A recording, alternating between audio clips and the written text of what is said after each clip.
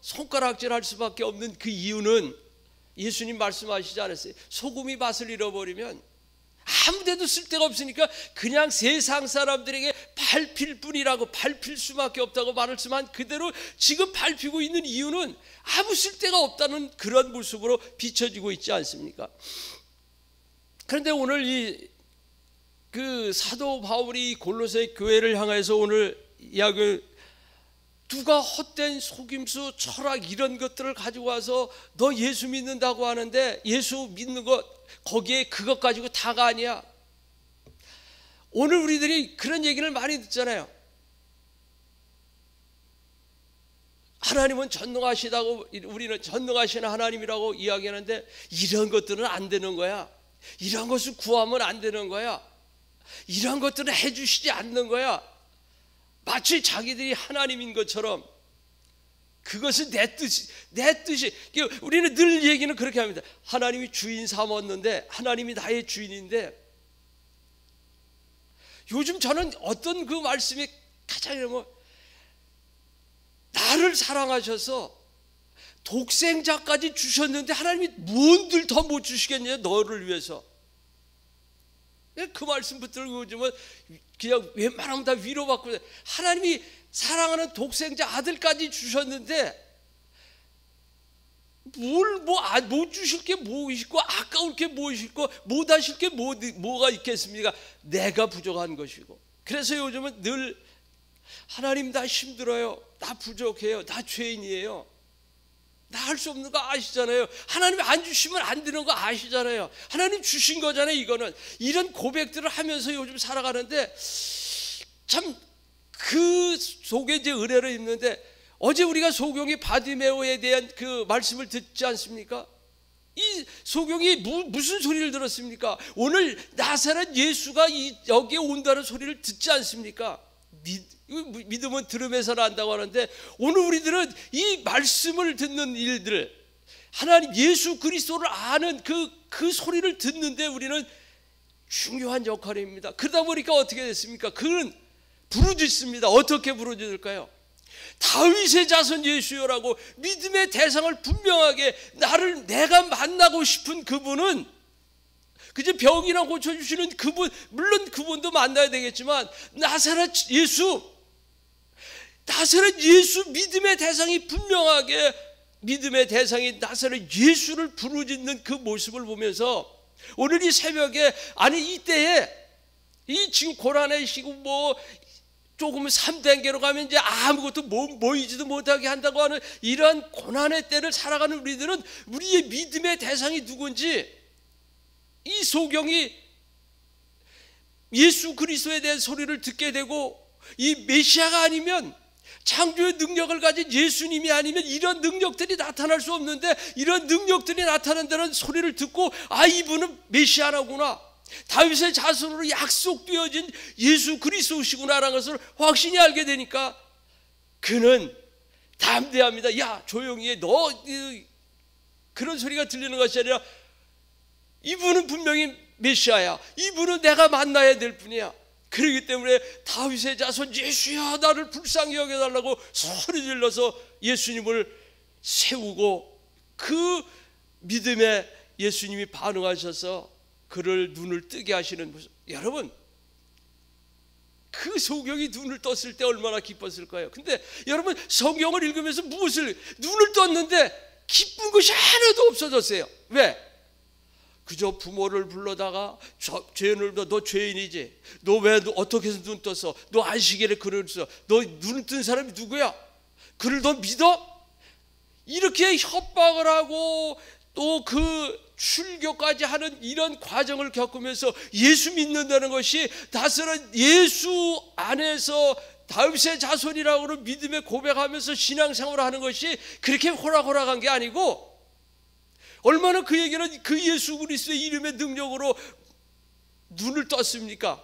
소경이 눈을 떴는데도 불구하고 기쁜 것은 하나도 없고 오히려 시달리고 쫓겨나는 그런 모습들을 보면서, 오늘 지금 이 시대에 믿음으로 산다고 하는 것이 그와 같은 시대입니다. 여러분, 예수 그리스도를 믿습니까? 여러분 안에 예수 생명이 있습니까? 그러면 그런 고난 당할 것을 각오할 수 있어야 됩니다. 그런 각오도 없이 나 예수 믿는다고 말할 수 없는 것입니다. 왜냐하면 세상은 계속해서 우리를 넘어뜨리려고 하고 악한 마귀는 보이지 않게 우리로 하여금 이때에 더 한층 신앙에서 돌이키게 하려고 하는 그러한 모습을 우리는 볼 수 있습니다.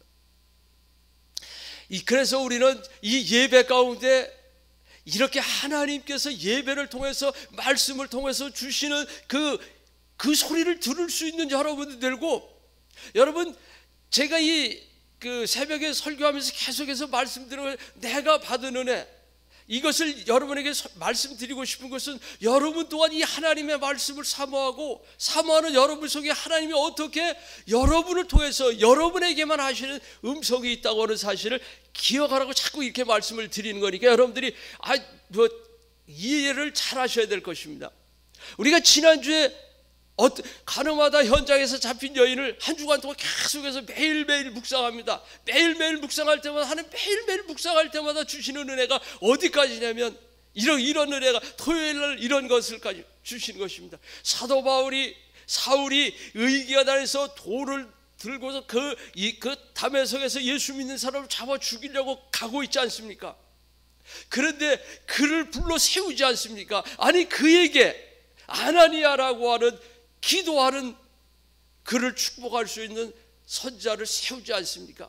그런 모습을 보면서 여러분, 세상이 아무리 여러분을 위협하고 세상이 여러분을 염려와 근심 가운데 몰아넣는다 할지라도 여러분 두려워할 것이 아무것도 없습니다. 이미 여러분을 위해서 하나님이 예비해 놓으신 복음이 있다고 하는 사실입니다. 예비해 놓으신 능력의 말씀이 있다고 하는 사실입니다. 그렇기 때문에 여러분 그 어떤 어려움 가운데서 여러분들이 낙심하거나 좌절하지 마시길 바랍니다.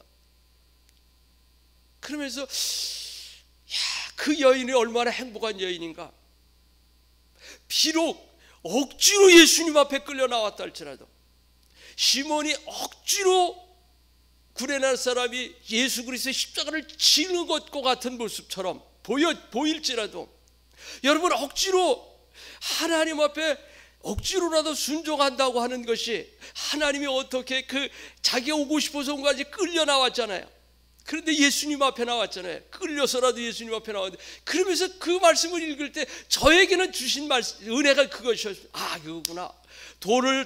죄 없는 사람이 돌로 치라고 말할 때 그 사람들이 다 돌을 하나씩 놓고 떠나가는 그 모습을 보면서, 아, 하나님, 나의 마음속에 내 속에 이와 같이 혹 하나님 앞에 범죄하는 자리가 있다고 하며 그 자리에서 나도 떠나는, 죄에 범죄하는 자리에서 떠나는 은혜를 주옵소서. 저는 그러한 말씀을 읽고 그 돌을 내려놓고 돌을 들었던 사람들이 돌아가는 모습을 보면서 제 마음속에는 그런 은혜를 주었습니다. 너도 죄를 내려놓고 그 죄를 범죄하는 자에서 떠나면 온전히 만날 수 있는 그분 예수만 만나는 거야. 예수 만나는 거야. 너 죄가 있으면 예수를 만날 수 없지만 그들이 떠나는 그 모습을 보면서 저는, 그래서 떠나고 나서 예수님과 독대하는 그 모습을 보면 그걸 상상하면서, 하나님, 나도 저들처럼 내 안에 죄성에 대해서, 옛사람은 죽어진 날마다 죽고 떠나가게 하시고, 내 안에 예수님과 나만의 만남, 예수님 그 만났을 때 나도 너를 죄라고 정죄하지 않을까요? 그 용서의 그 마음, 그 용서의 부드러운 음성, 그 두려움, 얼마나 두려웠겠어요. 끌려왔으니 두렵고, 또 두려웠으니 부끄럽고, 이것도 참 예수님은 뭐라고 말씀하실까, 이런 그런 모습으로 왔는데, 정말 그런 모습을 보면서 그 여인이 느꼈던 그 기쁨, 죄 용서받음에 대한 그 감사, 이런 것들을 지난 한 주간을 계속해서 그 사건을 묵상하면서 보는데, 어디까지 주시냐면, 수고하고 무거운 짐진 자들아 다 내게로 오라, 내가 너희를 쉬게 하리라. 그 여인이 그 무거운 짐을 얼마나 끌려올 때까지 얼마나 그에게 무거운 짐이 지어져 있었느냐고요. 근데 예수님 앞에 오니까 예수님이 그 모든 죄를 다 그냥 날아갈 듯 행복한 모습으로 바꿔준 것처럼 여러분의 신앙이, 여러분의 예배가 예배 가운데 들려주는 하나님의 음성을 통해서 그와 같이 기쁨으로 넘치는 그런 예배자들, 하나님의 말씀을 듣고 한 주간 동안 묵상하면서 그 묵상 가운데 그때마다 하나님 주시는 그 위로함들, 더하여 주시는 그런 기쁨들을 맛보면서 신앙생활을 한다고 하면 여러분들의 신앙은 얼마나 행복해질까요? 짐이 아니라 예배가, 예수 믿는다는 것이 행복으로 다가갈 것입니다. 어제 목사님을 통해서 이번 한 주간 동안에 우리가 묵상해야 될 것이 무엇인지, 소경으로 사는 것은 어떤 삶이고 눈을 뜬 자의 삶은 어떤 삶이고, 무엇을 들어야 되고 무엇에 부르짖고 찾아야 될 것인지 이번 한 주간 동안 여러분들 매일매일 그것을 묵상해 보시길 바랍니다. 여러분들도 그 소경처럼 하나님이 은혜 가운데로 인도하실 것이고, 그 하나님의 은혜 가운데 여러분들이 세워진다고 하면 여러분들이 눈이 띄어질 것입니다. 우리가 그 성경을 읽으면서 사대교회라든지 이 라오디게 교회라든지 이 문제를 만난 교회들을 향해서 너희가 본다고 하니 너희 죄가 그대로 있느니라고 말씀하시는 그것처럼, 안약을 사서 눈을 발라서 보게 하라고 그러는데 내가 뭐가 부족하냐고, 이런 모습이 아닌 하나님이 어떤 것에서 눈을 뜨게 해주실든지 여러분 기대하시면서 묵상하시길 바랍니다. 한 주간 동안 하나님, 나는 어떤 분에서 눈을 떠야 될까요? 내 기도의 부분에서 눈을 뜨고 싶어요. 하나님이 말씀을 읽으면서 말씀을 깨닫는 눈을 뜨고 싶다고요. 하나님이 나의 주인이신 것, 하나님이 내 옆에 계신 것 나 느끼고 싶다고요. 보고 싶다고요. 그 눈을 열어달라고 여러분 한 주간 동안에 묵상해 보시면서 한 주간을 살아보시길 바랍니다. 그러면 분명하게 여러분들이 그동안 보지 못했던 여러분의 신앙의 모습을 볼 것이고, 여러분 보지 못했던 하나님이 여러분과 함께 하심을 볼 것이고, 이 나라와 민족을, 나를, 가정을 이끌어 가시는 하나님의 섭리를 보게 될 것입니다. 이것은 분명합니다. 왜냐하면 어제 소경의 눈을 띄워주셨던 그 하나님께서 오늘 그 하나님의 말씀을 묵상하면서 믿음으로 나도 바디메오와 같이 되고 싶다고 고백할 때 여러분 각오하시고 해야 되는 거 아닙니까? 그가 눈만 떴습니까? 눈 뜨고 나니까 그가 기쁨만 있습니까? 그에게 기다리고 있는 고난은 감당할 수 없는 고난이, 감당할 수 없는, 그 당시에 사람으로는 감당할 수 없는 출교가 기다리고 있는 그 모습을 보면서 그것까지 연결해서 우리 들으면서 하나님 나 눈 뜨고 싶어요. 그냥 눈 뜬 기쁨만 생각하는 것이 아니라 눈 뜬 이후에 당하는 그 모습까지도 생각하면서, 그럼에도 불구하고 그러한 고난이 있음에도 불구하고 나는 또 눈을 뜨고 주님과 동행하고 주님만 바라보고 나아가기 원합니다라고 하는 믿음의 고백이 여러분 속에 있어야 하는 것입니다. 오늘 그래서 이 골로새 교회를 향해서 사도 바울이 말씀하고 있는 그 내용은 이 9절부터는 이런 뭐고 아닙니까? 너희가 그 할례를 받아야 된다고 하는 그 얘기를, 할례를 받았냐고 이제 그것 가지고 시비하는 그 영지주의자들이 야 니들 할례를 받았냐?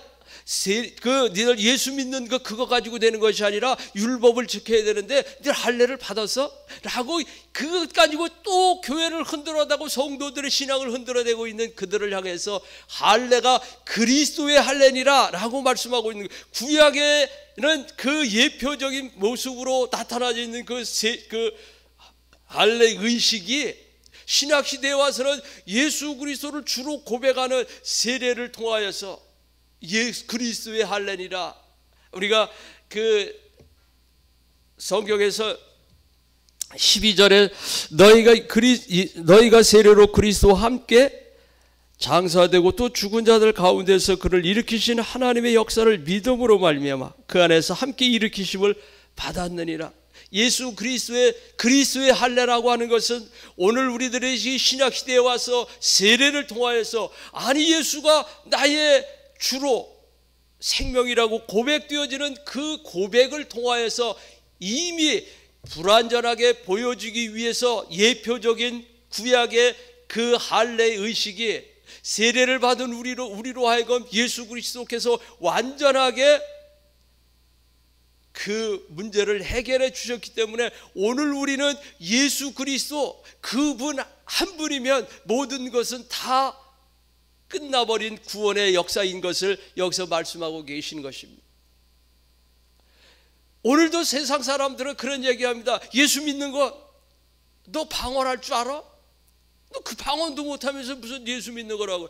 너 뭐 할 기도 너처럼 기도 그렇게 해가지고 너처럼 그렇게 예수 믿는다고 하는데 너처럼 해가지고 우리는 넘어뜨리려고 거기에 예수 그리스도 외에 또 다른 무엇을 우리는 추가하려고 하는 그런 일들을 경험합니다. 우리는 예수 그리스도로 말미암아 예수 그리스도 한 분이면 왜냐? 하나님의 모든 것이 예수 그리스도 안에 있고 하나님의 모든 능력을 다 가진 예수 그리스도가 나와 함께하면 무엇이 더 필요합니까? 여러분이 뭐 열심히 필요하겠습니까? 물론 열심을 내야 되는 거 그거 하지 말라는 것이 아니라 여러분이 열심히 도와야 됩니까? 예수 그리스도의 십자가 외에 여러분이 열심히 돼 있어야 되겠습니까? 아무 필요가 없는 거. 하나님의 은혜 안에 우리는 살기 때문에 근데 도와야 줘야 된다고 하는 것에 미혹을 당해서 우리는 많이 넘어지는 그런 모습을 봅니다. 또한 어떤 그 골로새 교인들은 천사를 숭배하는 사람이 있어서 천세 숭배자들에 대한 이야기가 나오고 있습니다. 17절, 8절, 9절에 이런 모습들을 보면서 우리는 뭐 어떤 생각을 하게 되냐면 사도 바울이 사도 요한이 반모섬에서 그 요한계시록을 받지 않습니까? 요한계시록을 받아서 이제 마지막 22장의 마지막 부분에 가면 이제 8절 9절에 이런 고백이 있지 않습니까? 그 하늘에 하나님께서 감추었던 계시를 주시니까 너무나 요한이 너무나 해서 그 천사에게 무릎을 꿇고 숭배하려고 하니까 천사가 그렇게 그런 얘기하지 않아요.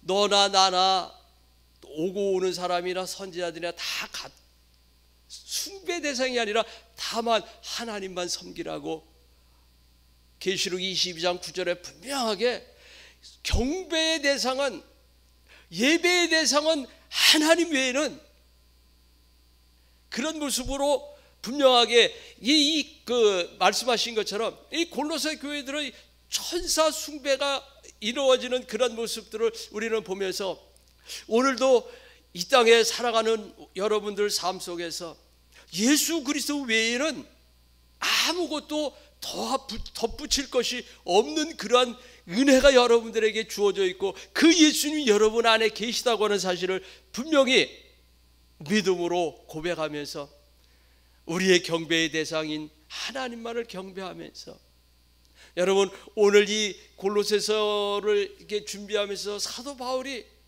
우리 포리교회를 향해서 지금 이 시대를 위해서 요구한다고 하는 것이 무엇일지 여러분 믿음 흔들리지 마시길 바랍니다. 여러분의 믿음이 환난 때문에 고난 때문에 염려와 근심 때문에 흔들리다고 있다면 거기에 진정한 제대로 된 믿음이겠습니까? 여러분의 믿음이 그 어떤 염려, 걱정, 근심 그 모든 것들 가운데서 흔들리지 않냐고 오히려 그것들을 능히 이길 수 있는 잠재울 수 있는 염려를 근심을 벗어나게 할 수 있는 그 믿음의 힘이 있는 믿음의 능력을 가진 여러분의 삶이 되어야 할 것입니다.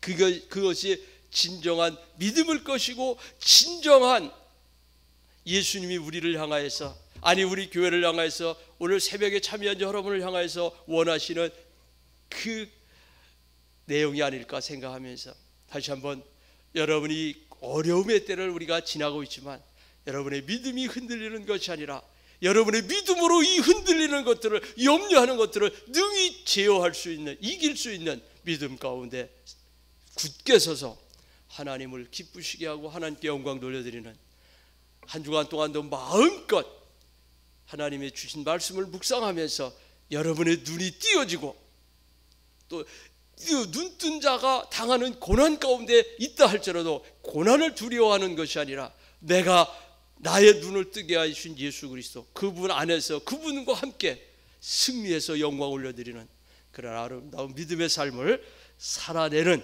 성도 여러분 될 수 있기를 바라겠습니다. 기도하겠습니다. 사랑의 하나님 감사합니다.